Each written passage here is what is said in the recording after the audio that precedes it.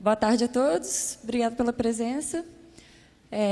Meu nome é Carla, sou doutoranda na Universidade Federal do Mato Grosso do Sul, faço parte do Lab Mapinguari, e eu vou apresentar para vocês a primeira parte dessa mesa redonda, que é um projeto que ainda está em andamento, que é intitulado Descreva o que você ouve, a influência de parâmetros bioacústicos na descoberta de espécies de anfíbios. Então, nós estamos interessados em investigar se os parâmetros bioacústicos estão influenciando, principalmente no ano de descrição dessas espécies.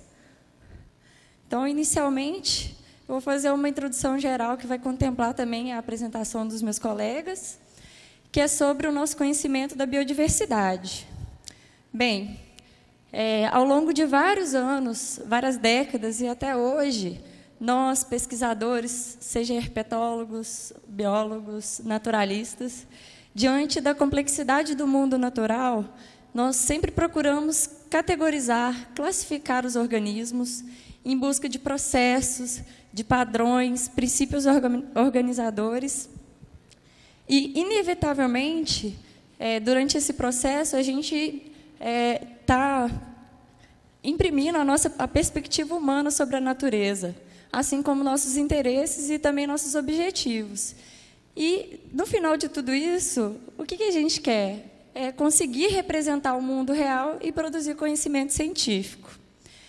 Inevitavelmente, o que nós conhecemos e também não conhecemos está diretamente relacionado à nossa capacidade de detectar e interpretar aquilo que a gente ouve e o que a gente vê em campo.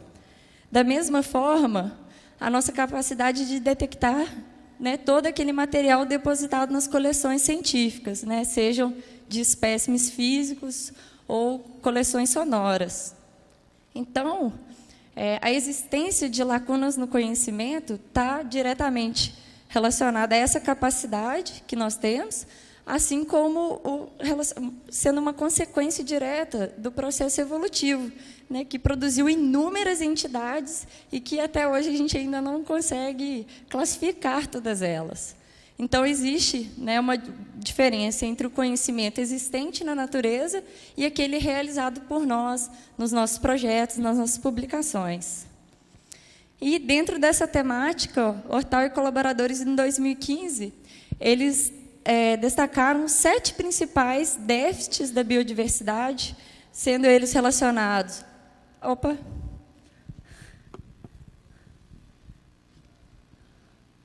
Cadê o pessoal para me dar os pode? Eu apertei alguma coisa. Você apertou o quadradinho, esse daqui. Desculpa.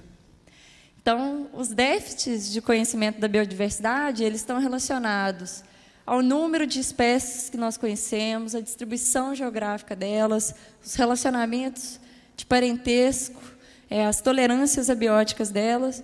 E, nesse trabalho, eles destacam o déficit linneano, que refere-se à discrepância entre espécies que existem na natureza e aquelas que foram formalmente descritas. E esse déficit ele vai ter influência sobre todos os outras áreas do conhecimento. Não tem como a gente delimitar a distribuição geográfica de entidades que a gente não conhece. E aí, quais são as consequências da gente não saber todas as espécies que existem na Terra? Certamente, nós estamos cometendo erros de identificação, ou seja, atribuindo o mesmo nome a populações que remetem a espécies diferentes.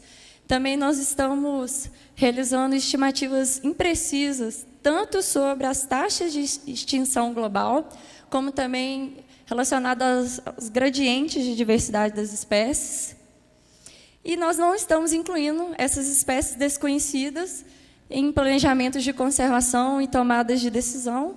E esse é um problema que já foi reconhecido por acordos internacionais, como a Convenção da Diversidade Biológica, em que eles proporam como objetivo central da GTI, que é a Iniciativa Global de Taxonomia, de identificar e encontrar estratégias que melhorem as nossas descrições e também que impulsionem as nossas descobertas.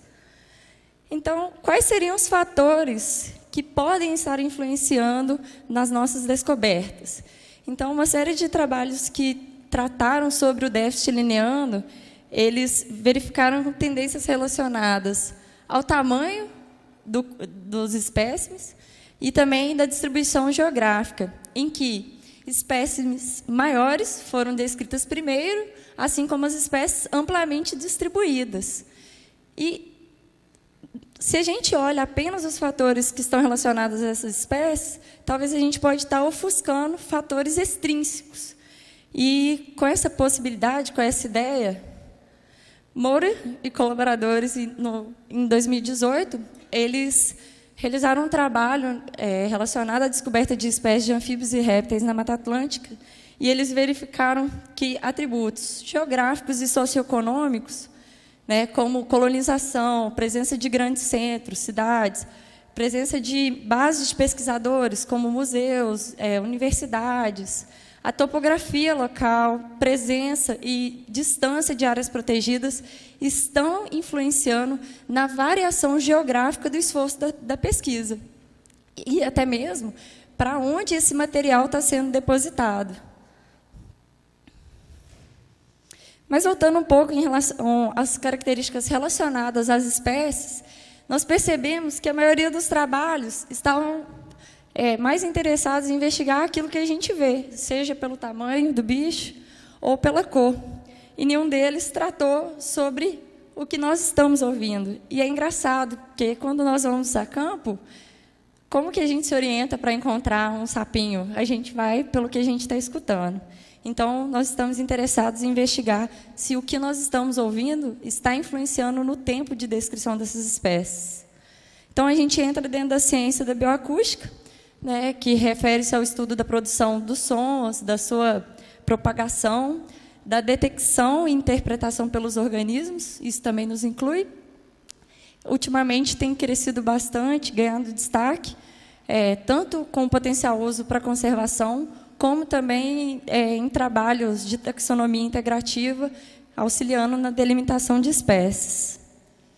E os sinais acústicos são a principal forma de comunicação entre os animais, e considerando os anfíbios, que é o nosso foco de estudo, os sinais acústicos ou as vocalizações, elas apresentam diferentes funções, dependendo do contexto social em que o animal está, seja reprodutivo, agressivo ou defensivo, sendo que a gente dá um destaque para o canto de anúncio, que é um canto emitido pelos machos para anunciar a sua posição, principalmente para atrair fêmeas, também para delimitar espaço com outros machos.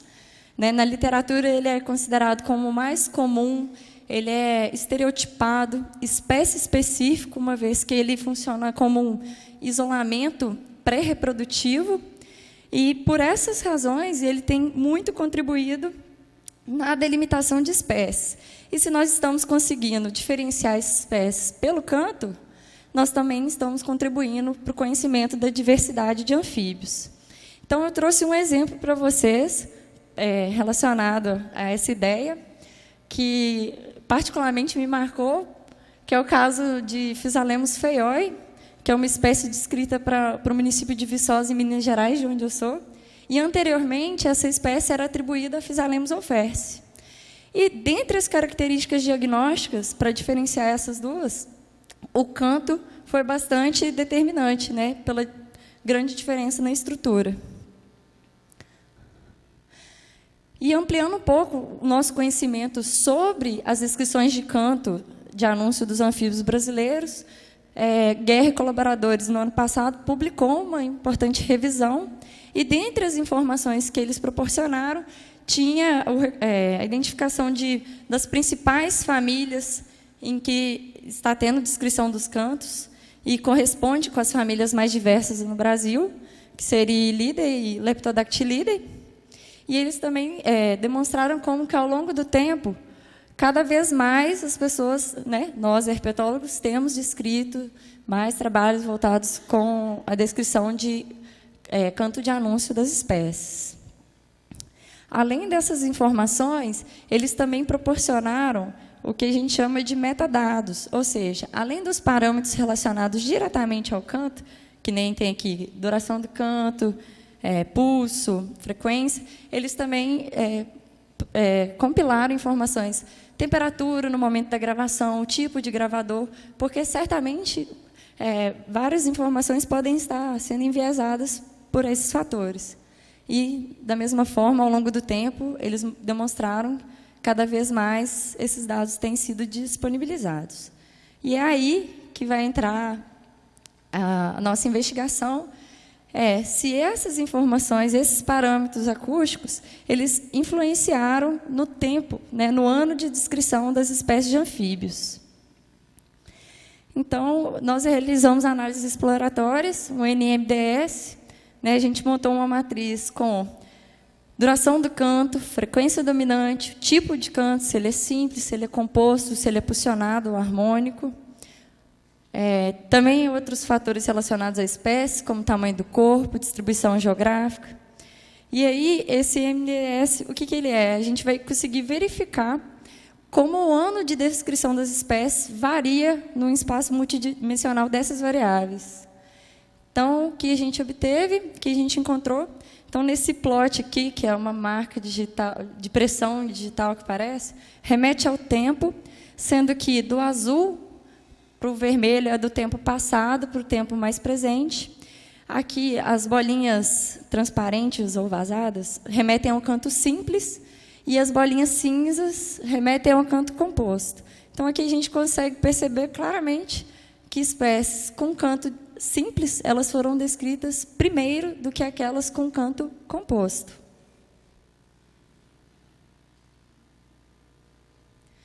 Algumas análises preliminares, a gente realizou regressões lineares, e partição de variação para verificar a influência entre o ano de descrição das espécies com frequência dominante, o tamanho do corpo e a distribuição geográfica. Vocês podem estar vendo que o número de informações que a gente obteve para as espécies não corresponde ao total de espécies no Brasil, porque foi bem difícil compilar esses dados de forma completa. Então, o que a gente encontrou? Então, vamos por partes. Nesse gráfico aqui, entre a frequência dominante e o ano de descrição, o que a gente percebe é que espécies com alta frequência dominante, elas foram descritas mais recentemente do que aquelas espécies com baixa frequência dominante, que foram descritas mais no passado, foram descritas primeiro. Em relação à distribuição geográfica e o tempo, a gente percebe claramente que as espécies que são amplamente distribuídas, elas foram descritas primeiro do que aquelas com distribuição mais restritas, que estão sendo atualmente descritas. E aqui, no último, a gente tem o tamanho do corpo, o CRC, e o tempo, e a gente consegue perceber que espécies que possuem pequeno tamanho corporal estão sendo descritas atualmente. Ou seja, as espécies de tamanho maior foram descritas no passado. E não sei se vocês conseguem perceber, mas existe um espelhamento entre a frequência dominante e o tamanho rosto-cocal, que é uma relação já encontrada na literatura, ou seja, espécies com baixo tamanho corporal apresentam alta frequência dominante nos seus cantos. E aqui, nessa variação do percentual explicativo das variáveis que nós utilizamos, a gente consegue ver que só o parâmetro acústico, que foi a frequência dominante, tem um baixo poder explicativo no ano de descrição das espécies. Mas, se a gente observa as relações sinergéticas com as outras variáveis, ela ganha um maior valor explicativo. Mas, de maneira bastante notória, a distribuição geográfica das espécies é o que mais tem influenciado.